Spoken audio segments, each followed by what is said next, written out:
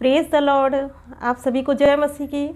आइए आज हम लोग परमेश्वर के वचन से फिर सीखेंगे और आज हम देखेंगे कि प्रभु यीशु मसीह ने हमें कौन कौन से उपहार दिए हैं, गिफ्ट दिए हैं। प्रभु यीशु मसीह के क्रूस ने कौन कौन से हमें उपहार दिए हुए हैं।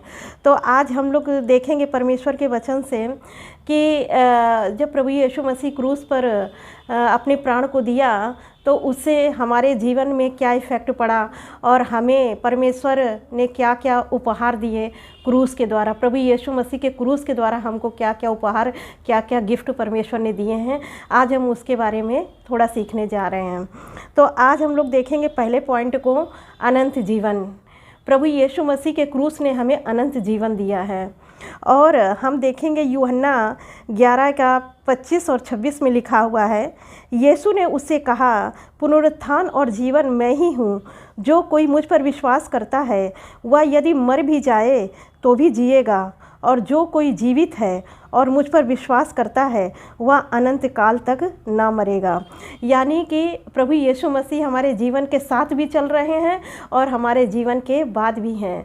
तो यीशु मसीह ने हमें यीशु ने कहा कि पुनरुत्थान और जीवन मैं ही हूँ। यीशु मसीह ही पुनरुत्थान है और जीवन है। जैसे हम इस दुनिया में चल रहे हैं तो यीशु मसीह का अनुग्रह, यीशु मसीह का आशीष हमारे जीवन में है, और मरने के बाद भी जब और लोग ख़त्म हो जाएंगे, लेकिन परमेश्वर पर जो विश्वास करते हैं वो कभी ख़त्म नहीं होंगे। परमेश्वर का वचन कहते हैं कि वो कभी समाप्त नहीं होंगे, उनका जीवन कभी नष्ट नहीं होगा। जो प्रभु यीशु मसीह पर विश्वास करते हैं उनको प्रभु यीशु ने अपने क्रूस के द्वारा अनंत जीवन दिया है। हम दूसरे पॉइंट को देखेंगे, प्रभु यीशु मसीह के क्रूस ने और क्या हमको दिया है। हम दूसरे पॉइंट को देखेंगे, पापों की क्षमा दी है। तो दूसरा पॉइंट है पापों की क्षमा। यीशु मसीह के क्रूस के द्वारा हमें पापों से क्षमा मिली हुई है। वह हमारे पापों के दंड का भुगतान करने के लिए मरे ताकि हम विश्वास के द्वारा धर्मी ठहर जाएं। यीशु मसीह हमारे पापों के लिए मरे कि जिस पाप की सज़ा हमको, जो पाप हम लोगों ने किया, जो पाप मैंने किया, उसकी सज़ा यीशु मसीह ने क्रूस पर ले ली ताकि हम जीवन पाएँ और बहुतायत का जीवन पाएँ और धार्मिकता का जीवन पाएँ और हम धर्मी ठहराए जाएं। इसीलिए यीशु मसीह ने क्रूस सहा। दूसरा कुरिन्थियों 5:21 में लिखा है, जो पाप से अज्ञात था उसी को उसने हमारे लिए पाप ठहराया कि हम उसमें होकर परमेश्वर की धार्मिकता बन जाएं। यीशु मसीह के अंदर कोई पाप नहीं था, वो धर्मी जीवन जी रहे थे, और यीशु मसीह हमारे पापों के लिए वो स्वर्ग का सिंहासन छोड़कर इस धरती पर आए, और यीशु मसीह ने अपने आप को इतना दीन कर दिया, इतना शून्य कर दिया कि उन्होंने वो संसार में रह करके भी संसार की अभिलाषाएं उन पर प्रबल नहीं होने पाई। जबकि आप जानते हैं परमेश्वर के वचन से मत्ती 4 अध्याय में शैतान ने कितना प्रलोभन दिया, कितना लोभ दिखाया, कितना लालच दिखाया कि यीशु मसीह बदल जाएं, लेकिन वो तो पवित्र आत्मा की सामर्थ्य से भरे थे, वो तो परमेश्वर के अभिषेक से भरे थे, तो इसलिए शैतान उन पर प्रभुता नहीं करने पाया। और प्रभु यीशु मसीह का परमेश्वर का वचन कहता है कि जो पाप से अज्ञात था, प्रभु यीशु के में पाप नहीं था, लेकिन उसी को उसने हमारे लिए पाप ठहरा दिया। तो यीशु मसीह को ही पाप ठहरा दिया गया। जो पाप हमने किए वो यीशु मसीह ने हमारे पापों को ले लिया, उसी को पाप ठहरा दिया गया कि हम उसमें होकर परमेश्वर की धार्मिकता बन जाएं। जैसे कि यीशु मसीह हमारे लिए पाप बन गया, उसी तरह यीशु मसीह जब मृतकों में से जी उठे तो हमें उसकी धार्मिकता मिल गई। यीशु की धार्मिकता हमारे जीवन में मिल गई। अब हमें पापों से क्षमा मिल चुकी है। अब हम पापी नहीं, प्रभु यीशु मसीह के लहू के द्वारा हम धर्मी ठहर चुके हैं और हम अनंत राज्य के अधिकारी हो चुके हैं। क्योंकि अब अगर प्रभु यीशु मसीह को हमने ग्रहण कर लिया है तो अब हम पापी नहीं रहे। हाँ, पहले जब हम प्रभु यीशु मसीह को नहीं जानते थे तब हम पापी थे, लेकिन प्रभु यीशु मसीह के लहू के द्वारा जो क्रूस पर बलिदान हुआ है और जो हमारे लिए जो क्रूस पर अदला बदली हुई है, प्रभु यीशु मसीह हमारे लिए मरा और यीशु मसीह की धार्मिकता हमारे ऊपर आ गई और हमारे पाप यीशु ने खुद ले लिए और हमें आज़ाद कर दिया। किया। तो इसीलिए प्रभु यीशु मसीह ने हमें पापों से क्षमा दी है। दूसरा कुरिन्थियों 5:21 ये बताता है कि जो पाप से अज्ञात था उसी को उसने हमारे लिए पाप ठहराया, और हम उसमें होकर, मतलब किस में होकर, प्रभु यीशु मसीह में होकर परमेश्वर की धार्मिकता बन जाए। तो अब हमें प्रभु यीशु मसीह की हम धार्मिकता बन गए हैं। अब रोमियो 5:8 में भी लिखा है, परंतु परमेश्वर हम पर अपने प्रेम की भलाई इस रीति से प्रकट करता है कि जब हम पापी ही थे तभी मसीह हमारे लिए मरा। तो यहाँ पर जब परमेश्वर का वचन बताता है कि जब हम पापी ही थे तब मसीहा हमारे लिए सही समय पे मरा।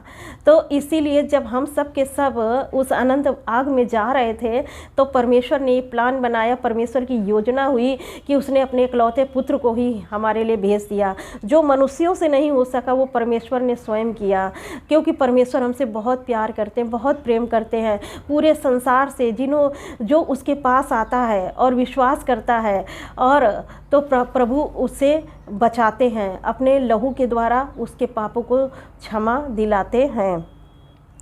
और हम तीसरी बात देखेंगे, प्रभु यीशु मसीह ने हमें क्या दिया है? उद्धार दिया है।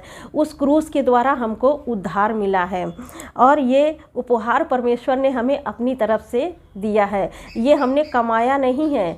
जैसे अगर हम कोई भी जॉब करते हैं तो हमको जो वेतन मिलता है, जो सैलरी मिलती है, तो वो हमें कामों के लिए मिलती है। जो हमने काम किया महीने भर उसकी हमको सैलरी मिलती है, और वो हमारी मजदूरी होती है। लेकिन अगर हमें जो हमारे ऊपर जो हैं, हमारे अधिकारी हैं, जो हमारे बॉस हैं, हमारे ऑफिसर हैं, अगर वो हमें हमारी मजदूरी नहीं बल्कि कोई हमें गिफ्ट देते हैं, तो वो हमने कमाया नहीं है, वो हमको उनकी तरफ से मिला हुआ है। तो इसी तरह परमेश्वर का ये वचन कहता है कि उद्धार जो है हमने कमाया नहीं है, उद्धार हमें परमेश्वर की ओर से मिला है। जैसा कि यूहन्ना 3:16 कहता है कि परमेश्वर ने जगत से ऐसा प्रेम किया कि उसने अपना इकलौता पुत्र दे दिया, ताकि जो कोई उस पर विश्वास करेगा वो नाश नहीं होगा बल्कि अनंत जीवन पाएगा। तो इसीलिए यहाँ पर जैसा लिखा है कि परमेश्वर ने जगत से ऐसा प्रेम किया कि अपना इकलौता पुत्र यानी यीशु मसीह को इस संसार के लिए दे दिया है। तो इसीलिए जैसे परमेश्वर ने हमसे प्रेम किया है और अपना इकलौता पुत्र हमें दे दिया है, तो परमेश्वर ऐसे ही चाहते हैं कि हम भी एक दूसरे से ऐसे ही प्रेम करें, और परमेश्वर से हम भी ऐसे प्रेम करें। किसी भी चीज़ को हम परमेश्वर से ज़्यादा प्रेम ना करें। परमेश्वर ये चाहते हैं, क्योंकि परमेश्वर का वचन कहता है कि जैसे परमेश्वर ने अपना इकलौता पुत्र इस जगत को दे दिया है, ताकि जो कोई उस पर विश्वास करेगा। इस संसार में कितने लोग हैं, लेकिन परमेश्वर का वचन कहता है कि जो कोई भी यीशु मसीह पर विश्वास करेगा वो नाश नहीं होगा बल्कि अनंत जीवन पाएगा। क्योंकि जैसे संसार में लोग जानते हैं कि हम अभी जी रहे हैं, परमेश्वर ने हमें ये शरीर दिया है, ये आत्मा दिया है, ये प्राण दिया है, और हम जी रहे हैं। बहुत से लोग कहते हैं अरे खाओ पियो जियो, और जब इस संसार के बाद जब हम मरेंगे तो किसने क्या देखा है कि क्या होगा क्या नहीं होगा। लेकिन वो नहीं जानते हैं कि इसके बाद भी इस मृत्यु के बाद भी एक अनंत जीवन परमेश्वर ने हमें दिया है। तो इसीलिए वो अनजान हैं, लेकिन ये परमेश्वर का धन्यवाद हो कि परमेश्वर ने जब आपको चुना है, आपने विश्वास किया है। क्योंकि परमेश्वर का वचन बताता है कि तुमने मुझे नहीं चुना, मैंने तुम्हें चुना है। तो जब परमेश्वर ने आपको चुना है, आपको उद्धार दिया है, तो आप उसी तरह जैसे परमेश्वर ने जगत से प्रेम किया, वैसे ही प्रेम आपको भी परमेश्वर से करना है। अपना पहला स्थान परमेश्वर को देना है, क्योंकि प्रभु यीशु मसीह के द्वारा ये आपको गिफ्ट मिले हैं, और प्रभु यीशु मसीह के लहू के द्वारा ये गिफ्ट आपको परमेश्वर ने दिए हैं। और हम चौथी बात देखेंगे, पवित्र आत्मा का दान।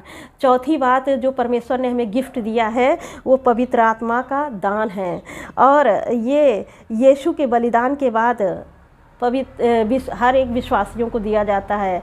तो ये जो पवित्र आत्मा का दान है, ये जब तक क्रूस पर यीशु मसीह नहीं मरे थे तब तक वो पृथ्वी पर नहीं आया था। और वो परमेश्वर का आत्मा जो है, जैसे कि लूका 4:18 में कहता है, प्रभु का आत्मा मुझ पर है। यानी वो आत्मा संसार में नहीं आया था, और ये आत्मा, जैसे कि प्रभु यीशु मसीह जब बपतिस्मा लेकर के ऊपर आए थे जल से, तो पवित्र आत्मा उन पर उतरा था और पवित्र आत्मा आता था और फिर लौट जाता था।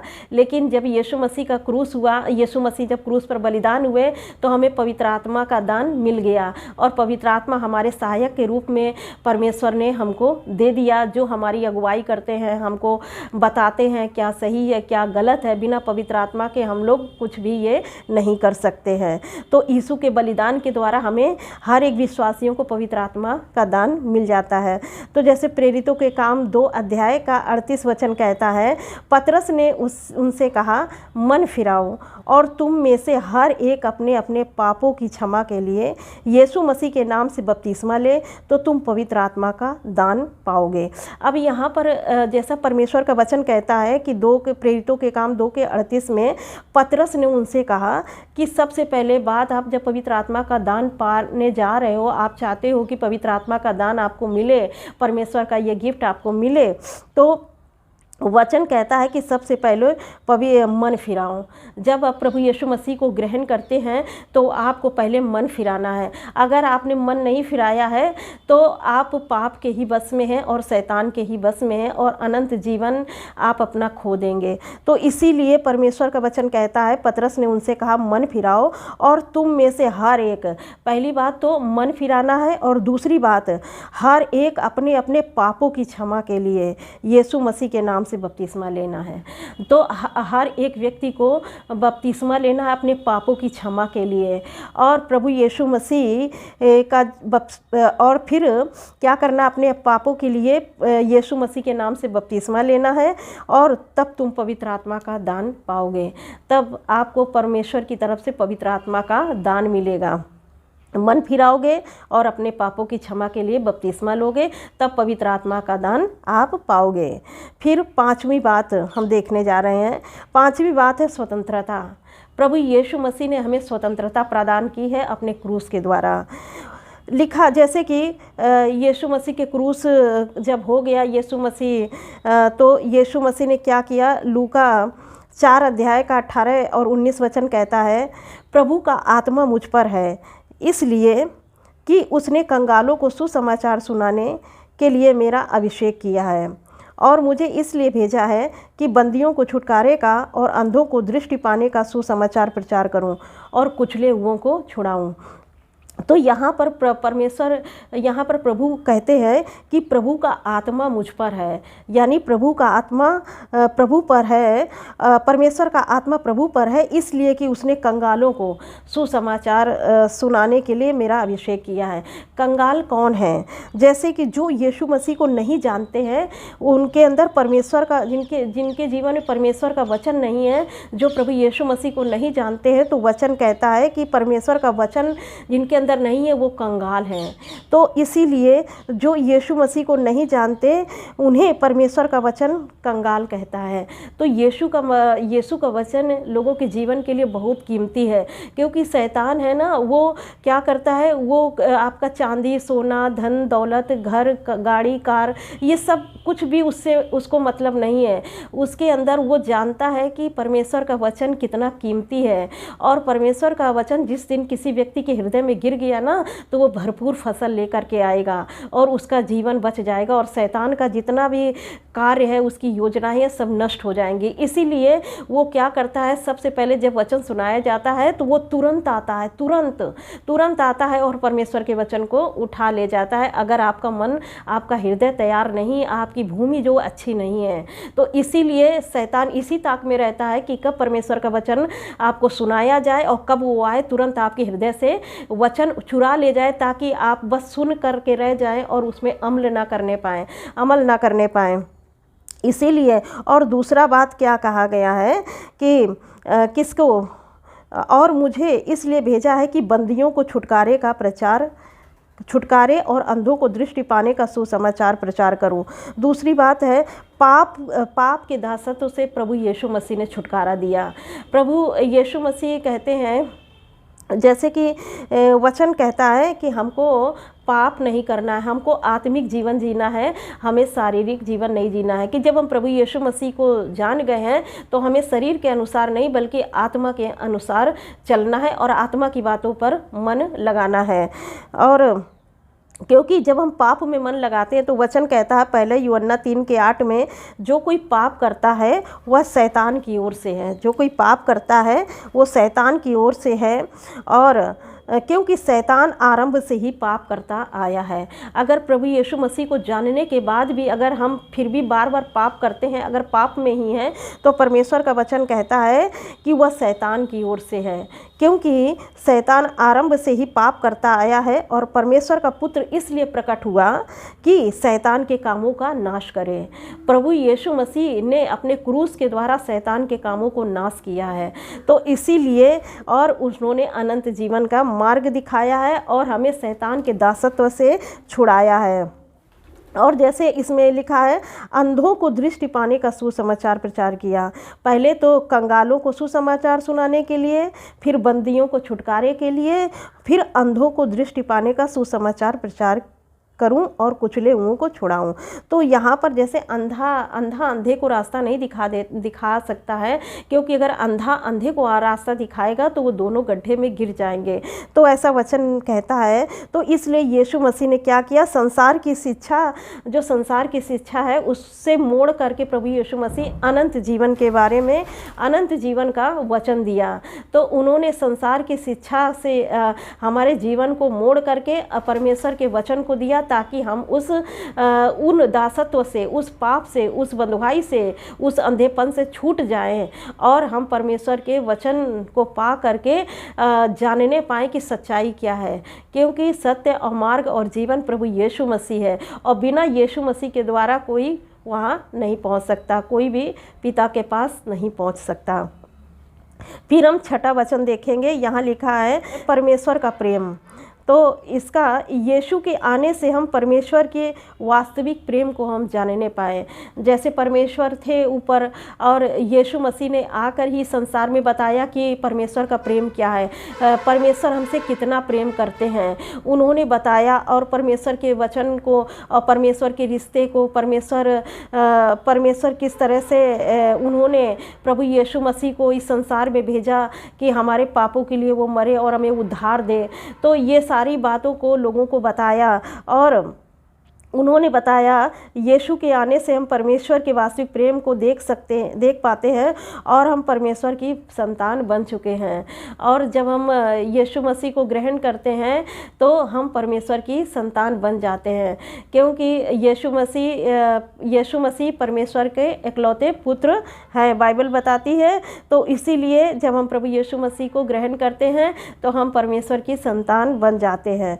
पहला यूहन्ना 3:17 में लिखा है, देखो पिता ने हमसे ऐसा प्रेम किया कि हम परमेश्वर की संतान कहलाएं, है ना। पहला यूहन्ना 3:1 कहता है कि देखो पिता ने हमसे ऐसा प्रेम किया कि हम परमेश्वर की संतान कहलाएं और हम हैं भी।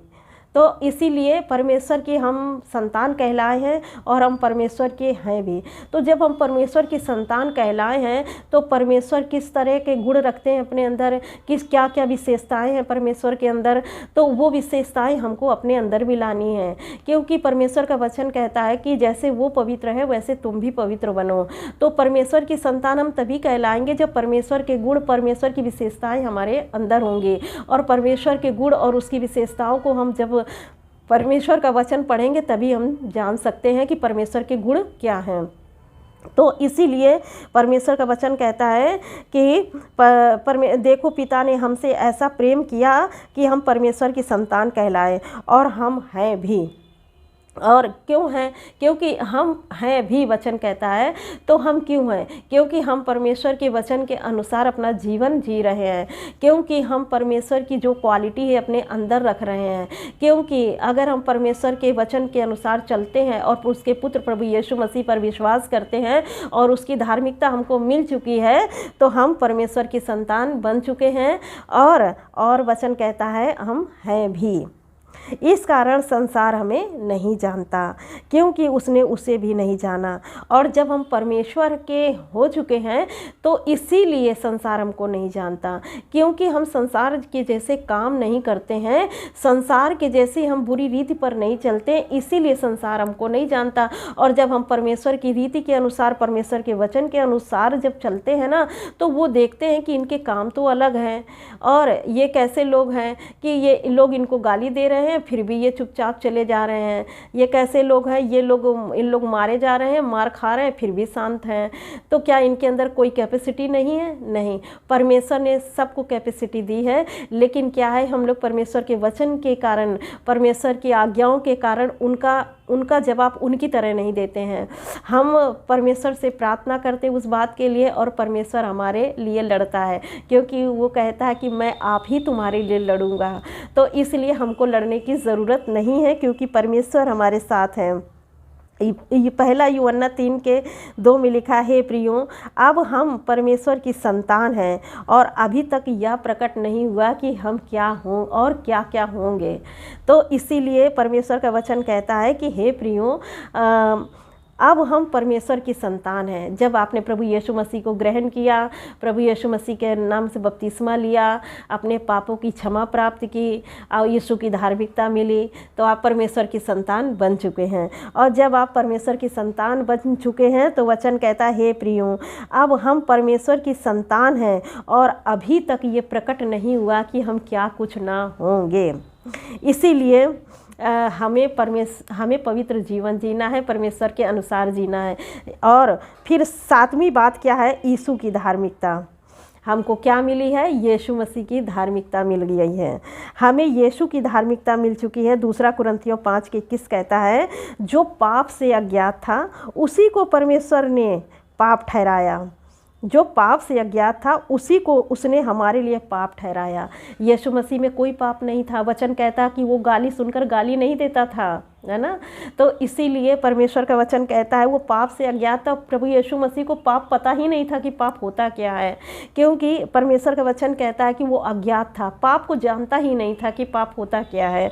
उसी को उसने हमारे लिए पाप ठहरा दिया, और उसी को ही प्रभु परमेश्वर ने उसको पाप ठहरा दिया कि हम उसमें होकर परमेश्वर की धार्मिकता बन जाएं। अब जब प्रभु यीशु मसीह ने हमारे पापों को लेकर क्रूस पर गया, तो हमारे पाप को प्रभु यीशु मसीह ने, परमेश्वर ने हमारे पापों को क्षमा कर दिया प्रभु यीशु मसीह के लहू के द्वारा। तो जब परमेश्वर ने हमारे पापों को प्रभु यीशु मसीह के लहू के द्वारा क्षमा कर दिया है, तो यीशु मसीह की धार्मिकता अब हमको मिल गई है।